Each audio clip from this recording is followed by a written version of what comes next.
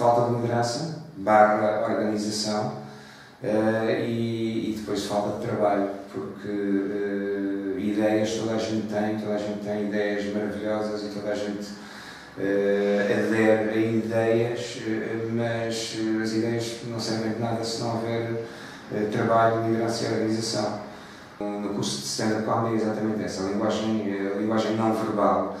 E curiosamente a maior parte das pessoas pensa que o conteúdo ou a apresentação, a linguagem escrita é mais importante. Quando estão a preparar uma apresentação, preocupam-se em decorar o texto e não se preocupam em interpretar o texto, em entregar o texto, e o que é certo e verdade é que a linguagem não verbal, estamos a falar de corpo e voz, numa comunicação normal, vale 90%.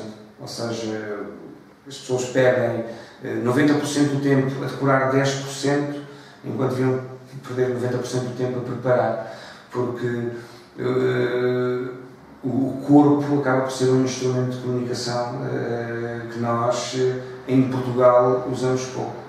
Vendedores mais afoitos e mais imbuídos de estupidez natural para arriscar, porque esta estupidez natural é necessária, não é? Que usem o humor. Porque o humor, na sua essência básica, olhando de uma determinada forma, é só poder. Muitas pessoas não usam humor, ou não arriscam usar humor, ou não arriscam fazer uma piada, porque têm medo de não ter piada.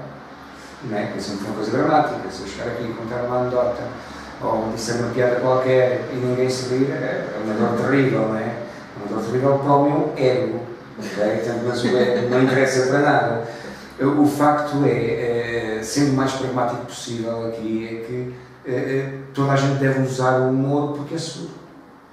Porque mesmo que a piada falhe, a seguir tem uma piada que não falha, que é: façam piadas sobre o facto de vocês não saberem fazer piadas.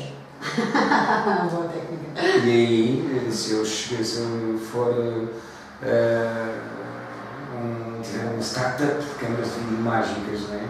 E se eu fizer uma piada numa apresentação, num pitch, e se a piada resultar ótimo, perfeito, segue-se em frente. Se a piada não resultar, eu tenho uma rede. Eu posso dizer: ok, esta aqui, como viram, eu não sou muito bom a fazer piadas, mas câmaras de vídeo, não sei o que, então é um espetáculo.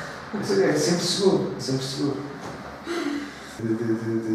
Depende de cada projeto. No entanto, há uma altura em que eu largo logo um projeto se houver um fator ali que não me agrade ou que eu acho que a médio prazo pode correr menos bem. E é o fator humano. A partir do momento em que numa determinada equipa eu perceba que alguém não está a comungar do resto, e muitas vezes não é só o não comungar, muitas das vezes é colocar o remo na água para o barco dar ali umas voltinhas, então acaba logo. Pode não acabar logo, mas no meu cérebro acaba logo. Portanto, depois tem que seguir as burocracias todas, porque as pessoas têm sentimentos e tal, e é um problema. Então, assim, num primeiro momento, também, se calhar, é saudável mandar os pontapés numa cadeira, ou partir um copo, ou uma coisa assim.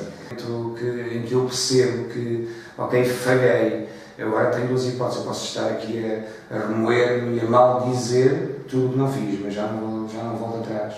Portanto, a questão toda é as pessoas perceberem que não vale a pena. Não vale a pena ficar lá embaixo. Quando se percebe isso, então a forma como lidamos com o fracasso é uma forma mais adulta ou mais madura. É, ok, correu mal, o que é que correu menos bem, foi aqui, corrigir para a próxima e garantir que não se voltem a repetir as mesmas falhas.